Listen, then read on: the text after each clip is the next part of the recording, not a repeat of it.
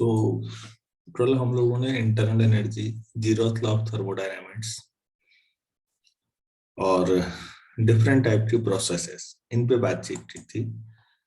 आज के लेक्चर में हम लोग सबसे पहले आराम से समझते हैं कि फर्स्ट लॉ ऑफ थर्मोडायनामिक्स क्या है।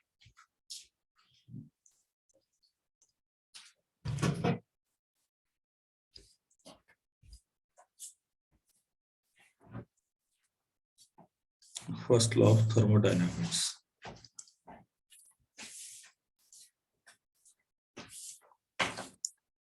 तो इसकी शुरुआत कहाँ से होती है, थोड़ा सा पहले रफ वर्क कर लेते हैं। कल हम लोगों ने पढ़ा था कि W is proportional to Q and W equal to J into Q, ये बातचीत हो गई थी। फिर मैंने बताया है कि ये लॉ सही क्यों नहीं है। योगिता, आप बता सकते हो?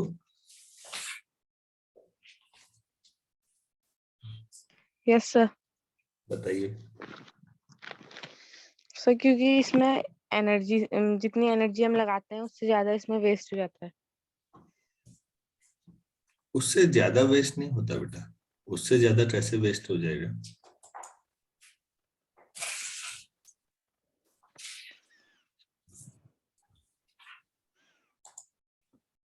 जितनी एनर्जी लगाते हो उससे ज्यादा वेस्ट कैसे हो सकता है? बाकी कहाँ से आई?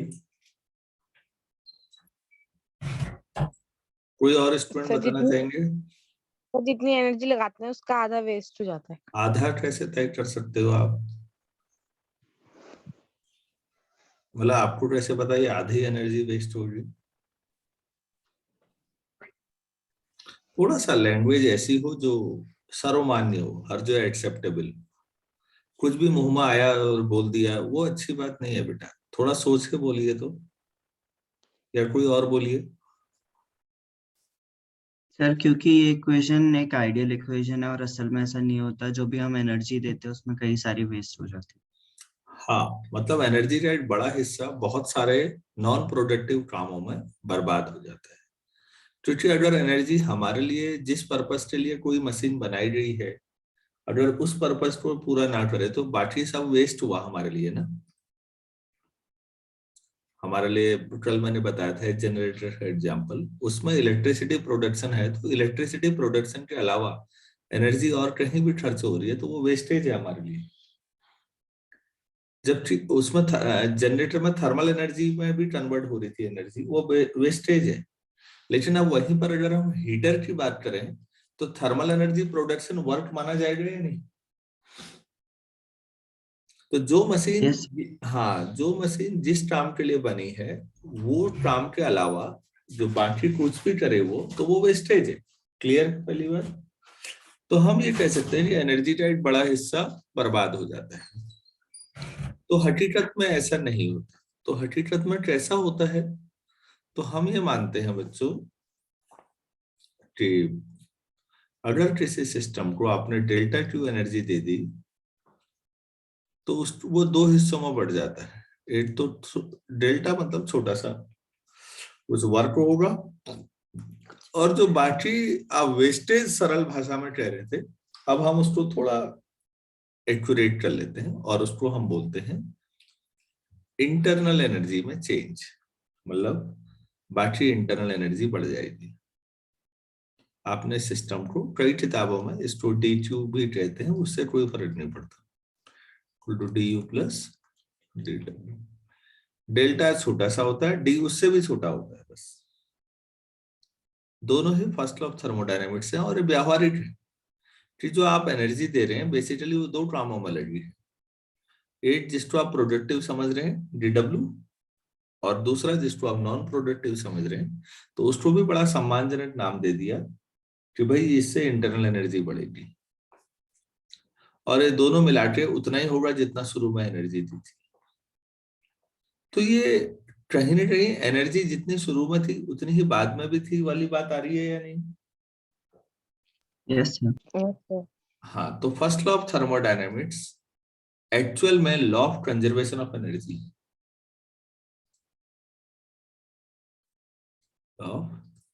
कंजर्वेशन। किसका कंजर्वेशन हो रहा है यहाँ पर? एनर्जी सर का। एनर्जी। हाँ, एनर्जी से मतलब हमारा थर्मल एनर्जी से नॉर्मली कि जितना आपने एनर्जी सिस्टम को दी वो कुछ वर्क में यूज हो गई और कुछ इंटरनल एनर्जी बढ़ाने में यूज हो गई, और दोनों मिला के D2 के बराबर है। यही फर्स्ट लॉ ऑफ थर्मोडायनेमिक्स। चलिए फिर इसको हम लोग लिख लेते हैं लैंग्वेज में। If some quantity of heat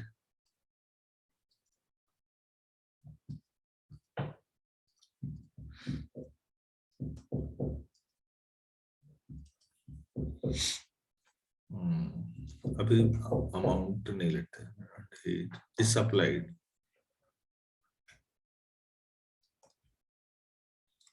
to a system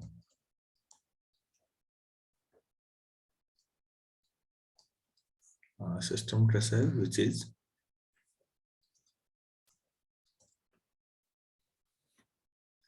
capable of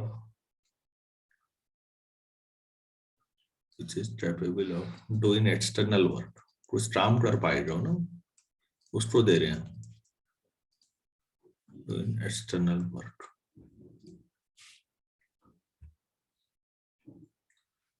तो फिर दो हिस्सों में बटेगा, तो इसको लिखे then the quantity of heat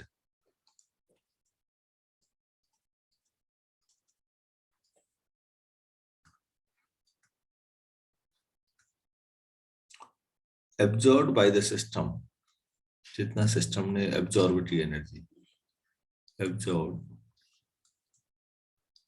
by the system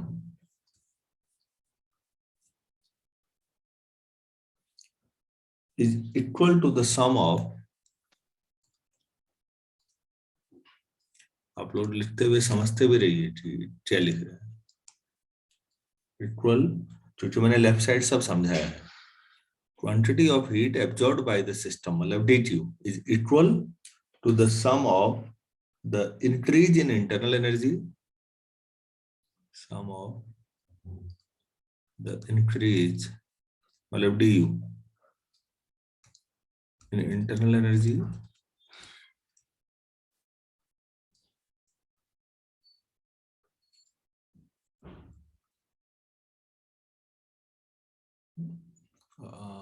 internal energy of the system कर दो। और दूसरा and the external work done by the system,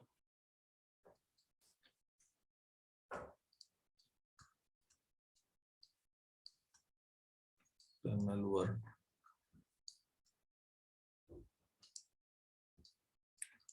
done by the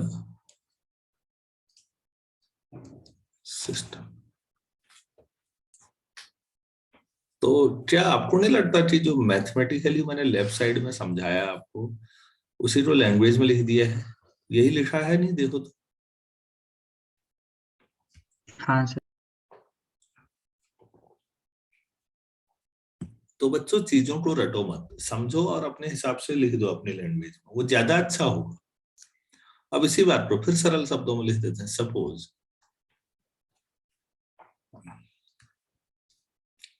D2 energy be absorbed by the system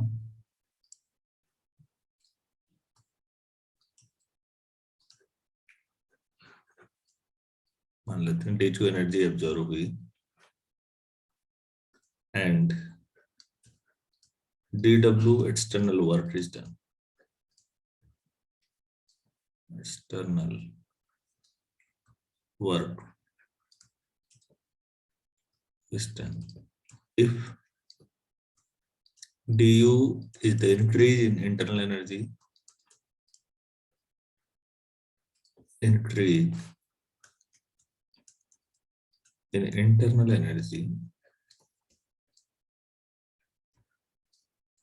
then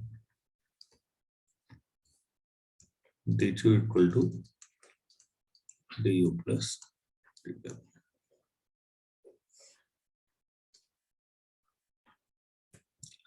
तो ये जो मैं अभी कह रहा था कि ये एनर्जी कंजर्वेशन है बेसिकली, तो इस बात को लिख दीजिए। Actually first law of thermodynamics,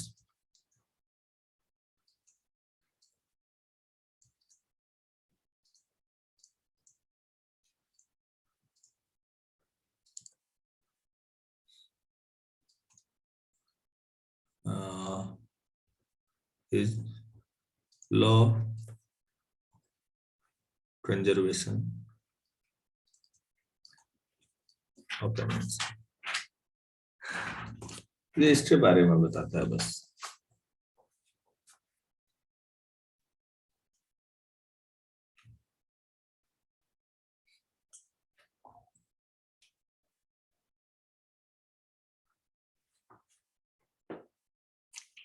तो अब आप लोग बताइए, फर्स्ट लॉ ऑफ थर्मोडायनेमिक्स अच्छी तरह समझ में आ गया या नहीं आया? हाँ कैसे?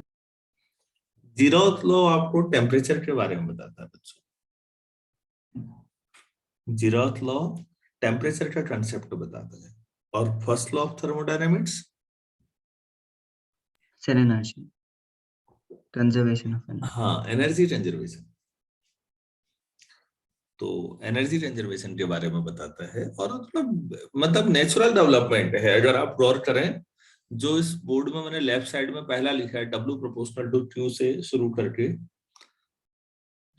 जो मैं लाया, वो व्यावहारिक बात है, ऐसा कुछ डिफिकल्ट नहीं होना चाहिए। अच्छा, DQ पॉजिटिव कब होगा, नेगेटिव कब होगा, ये मालूम है? DQ कल साइन कन्वेंशन बताए थे, ये कब पॉजिटिव होगा और कब नेगेटिव होगा? सर जब DU बड़ा होगा DW से तो नेगेटिव होगा। इस पे जाइए ही मत। अगर सिस्टम को एनर्जी मिल रही है तो DQ पॉजिटिव है, अगर आप सिस्टम से एनर्जी खींच ले रहे हो तो नेगेटिव है। कल बताया था, फिर पता नहीं आप कहाँ को ले जाते हो चीजों। DU पॉजिटिव कब लेंगे, नेगेटिव कब लेंगे?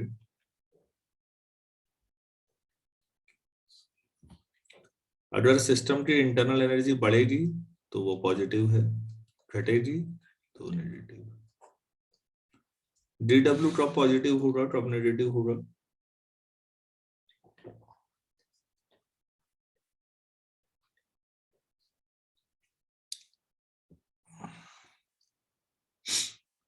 अगर work done by the system है तो वर्क पॉजिटिव, ये इसका साइन पॉजिटिव लिया जाएगा। अगर work done on the system है तो वो नेगेटिव लिया जाएगा। बस इतनी सी बात है। साइन कन्वेंशन बताए थे मैंने आप लोगों को।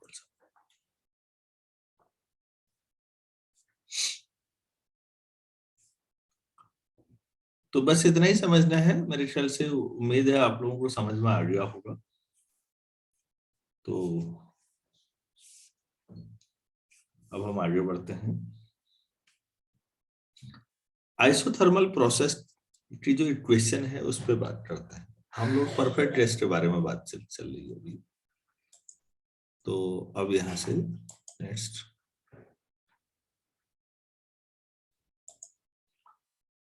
Equation of isothermal processes.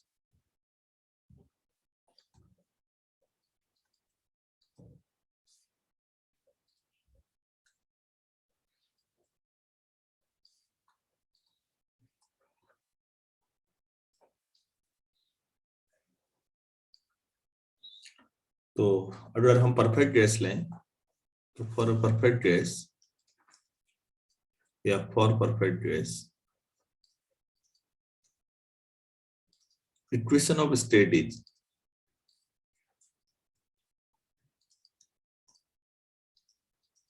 PV equal to RT।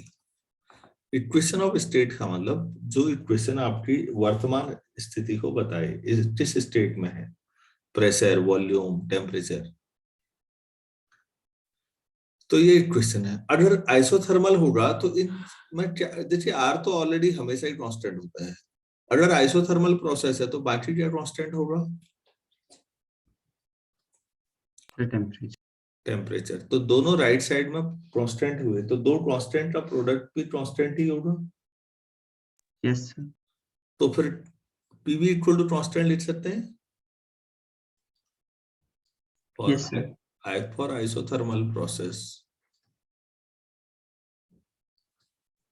T equal to constant. This implies RT equal to constant. R से multiply कर दो. This implies PV equal to constant. तो दो चीजों का प्रोडक्ट कांस्टेंट होता है, तो वो डायरेक्टली प्रोपोर्शनल होती है या इनवर्सली प्रोपोर्शनल?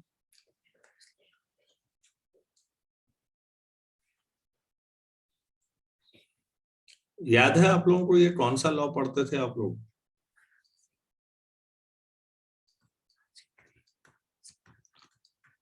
टेम्परेचर कांस्टेंट होने पे कुछ ही नहीं है बॉयल्स लॉ, मतलब सीधी बात है, वैसे ही आ रहा है कि हाँ अच्छा, अगर दो चीजों का प्रोडक्ट कांस्टेंट हो बच्चों, तो एक जितना बढ़ेगा दूसरा उतना घटेगा ना।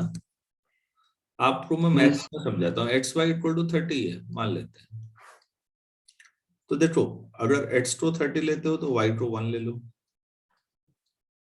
और एक्स को अगर आप 15 लेते हो तो इसको 2 ले लोगे, और क्या ले सकते हो, एक्स को 10 ले लोगे तो वाई 3 हो जाएगा। प्रैक्टिकल बात है भाई। 6 ले लो तो ये 5 हो जाएगा। अब उल्टा होना शुरू हो जाएगा, यहाँ से एक्स और छोटा तो वाई और उससे बड़ा होना शुरू हो जाएगा।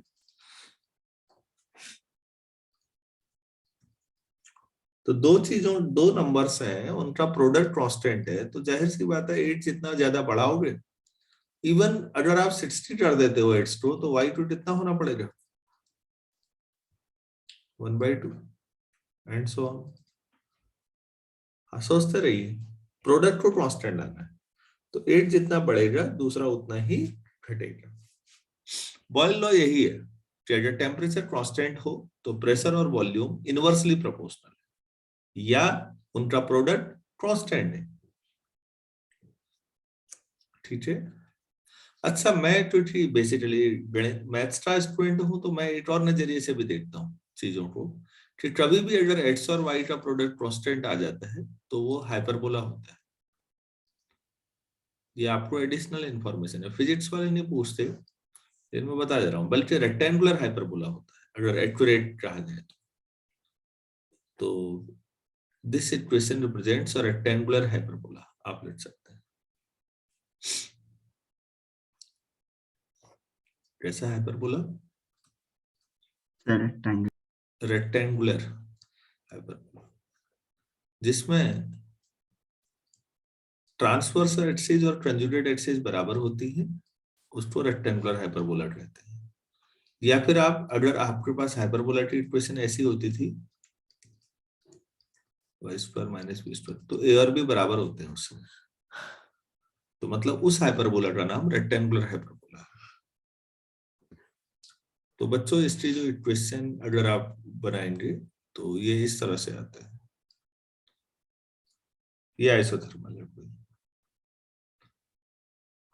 मान लेते हैं ये T1 टेम्परेचर पर है, इसके पैरेलल आपने खींचा कोई दूसरा, ये T2 टेम्परेचर पर हो सकता है, इसके पैरेलल खींचा तो ये T3 टेम्परेचर पर हो सकता है। तो यहाँ पर आपको ध्यान देना पड़ेगा, T1 से कम T2 होगा, T2 से कम T3 होगा।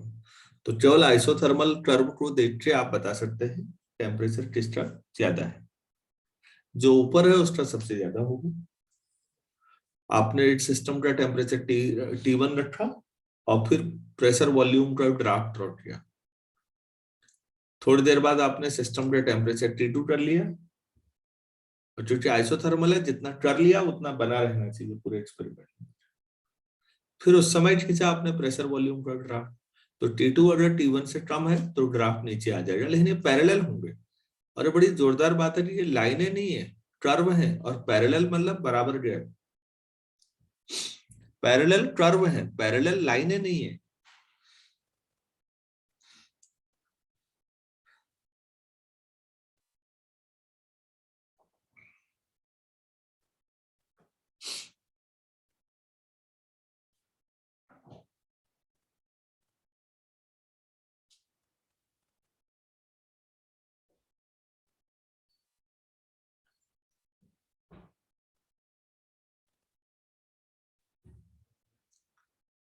क्या मेरी बात समझ में आई आप लोगों को?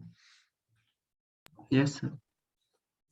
कभी भी आइसोथर्मल कर्व या आइसोथर्मल्स कहेंगे तो समझ जाएंगे कि ऐसे कर्व ड्रॉ करने हैं प्रेशर वॉल्यूम में, इंडिकेटर डायग्राम में, डिफरेंट टेम्परेचर पर, और आप देखते ही समझ जाएंगे कि कौन से सिस्टम का टेम्परेचर ज्यादा है। तो जो ऊपर होगा उसका टेम्परेचर ज्यादा, जो नीचे होगा उसका टेम्परेचर कम। तो बेसिक मैथ्स की नॉलेज जो है, रेक्टेंगुलर हाइपरबोला, ये कई जो काम आती है बच्चों। मैथ्स के फाउंडेशन फिजिक्स में बहुत हेल्पफुल है। अगर मैथमेटिकल मैच्योरिटी है तो चीजें बहुत आसान हो जाती हैं। जैसे आप इसको ऐसे समझिएगा, यहीं पर मैं एक छोटा सा डिस्कशन आपके साथ करूं और आपको लगेगा कि हाँ यार ये काफी यूजफुल है। अभी मैंने आपको फर्स्ट लॉ ऑफ थर्मोडायनेमिक्स में d2 equal to du plus dw बताया। अगर परफेक्ट गैस ले लेते हैं, परफेक्ट गैस, तो बच्चों कल मैंने बात की थी कि internal energy is a function of temperature only, याद है? रियल गैस के लिए Yes, sir. Internal energy is a function of temperature as well as that of volume, ये भी था। इतना क्लियर है ना? Yes, sir. अच्छा, तो परफेक्ट गैस के लिए ये था। तो अगर आप एक बात बताइए, फॉर आइसोथर्मल प्रोसेस है जैसा कि हम अभी बात कर रहे हैं ऊपर, अगर मैं प्रोसेस को आइसोथर्मल ले लेता हूं तो फिर टी क्या हो जाएगा? तो टी तो बदलेगा ही नहीं, तो यू भी क्या हो जाएगा? कांस्टेंट। तो यू कांस्टेंट है तो उसका डिफरेंशिएशन क्या हो जाएगा? 0. जीरो हो जाएगा। तो उस समय डी2 इक्वल टू क्या हो जाएगा? तो अगर किसी परफेक्ट गैस का आइसोथर्मल एक्सपेंशन किया जाए तो उस समय जितनी एनर्जी दोगे उतना वर्क हो जाएगा। बड़ी आइडियल सिचुएशन है या नहीं? Yes. हाँ, लेकिन फिर बात वही है ना, ना कभी परफेक्ट गैस मिलेगी ना ऐसा होगा, लेकिन क्वेश्चन तो बन सकता है ना। तो आप नोट करके लिखिए नीचे हेडिंग, या आपने डिस्कशन या नोट जो भी लिखना है तो लिखिए, for perfect gas we know that u is a function of t only.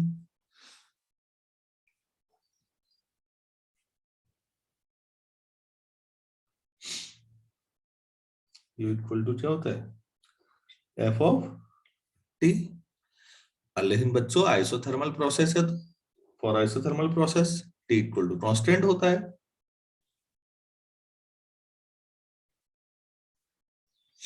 ठीक है ना? Yes. अगर टेम्परेचर कांस्टेंट होता है तो फिर u भी क्या हो जाएगा? u तो टेम्परेचर पे डिपेंड करता है, टेम्परेचर बदल ही नहीं रहा है, तो u क्या होगा फिर? फिर constant. हाँ, u भी कांस्टेंट होगा। u कोई चीज कांस्टेंट है तो उसका डेरिवेटिव, फिर 0. हाँ, तो du इक्वल टू जीरो। अब लिखिए from first law of thermodynamics, हमें तो पता है d2 equal to du plus dw होता है।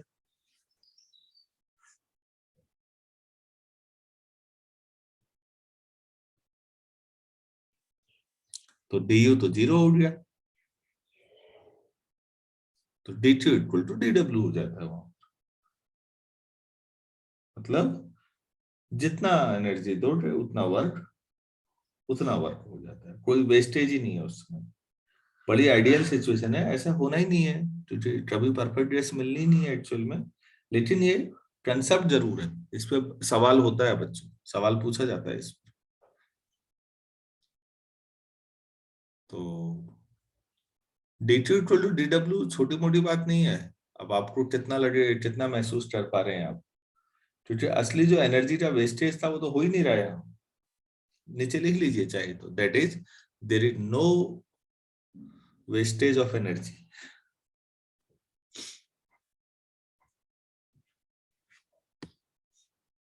तो वेस्टेज है ही नहीं।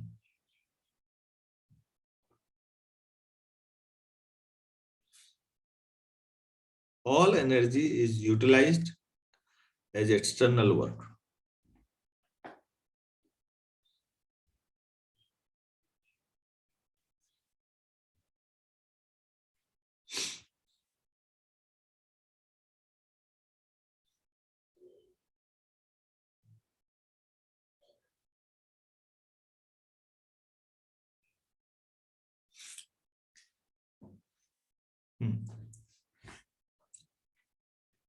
चलिए हमने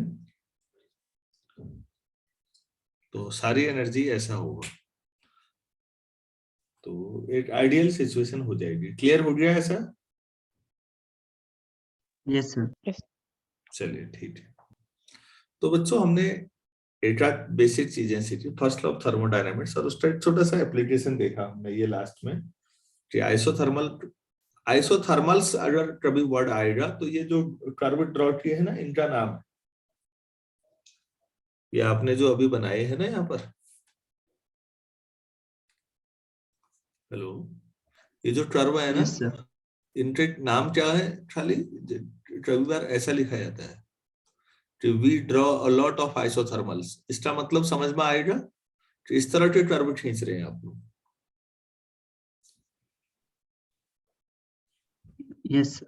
हाँ, तो ठीक है, इतना हमने सीख लिया है। अब हम लोग इस लेक्चर को यहीं पर क्लोज करते हैं। हम लोग 7-5 पे जुड़ते हैं, और मैं आइसोथर्मल प्रोसेस में वर्क डन कैसे निकालते हैं, तो वो डेरिवेशन है बच्चों, वो करते हैं। तो पहले इसको क्लोज कर लूं।